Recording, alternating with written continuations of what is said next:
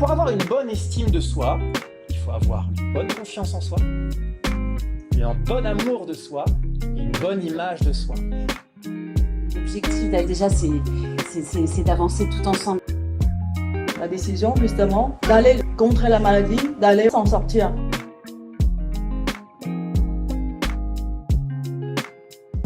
Et en fait, les gens, ils vont pas vouloir avouer, ils vont pas vouloir se montrer sans cheveux, ils vont pas vouloir dire qu'ils vont au médecin.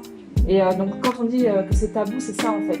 C'est que donc il y a un manque d'information, il y a un manque de prévention, de sensibilisation. Il y a vraiment un manque de tout. Ce qui serait bien, c'est vraiment de relayer tout ça, que ce soit en Afrique et ici, et de rendre ça moins tabou, et de rendre ça beaucoup plus accessible.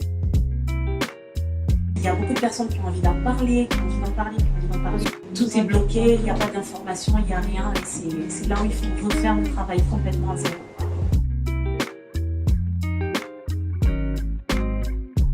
Le métier de la socio-esthétique est assez varié.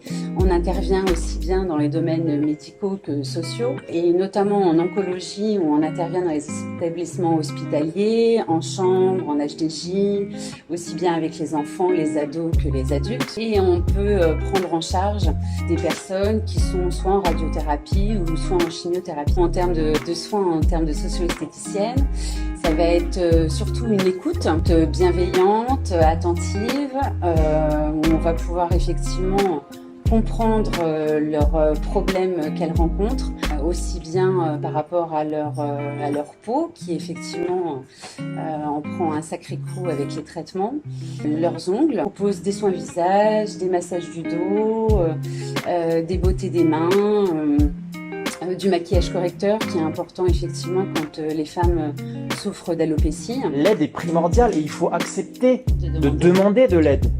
Si on n'est pas accompagné, on ne trouve pas toujours la force pour repartir vers ce qu'on appelle la réintégration, repartir sur une phase d'élan qui nous permette de vivre de nouveau. Sauf quand on est naturellement forte, innée.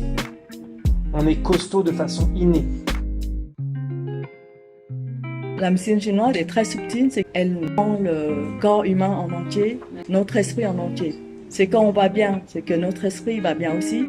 L'inverse, si on va pas bien, notre esprit va pas bien. En tant que thérapeute, donc je fais tout ce qui est technique thérapeutique chinoise, d'esthétique aussi, partie acupuncture, les techniques massage. Ce qu'on fait, c'est on débloque dans notre corps ce qui bloque au niveau énergétique.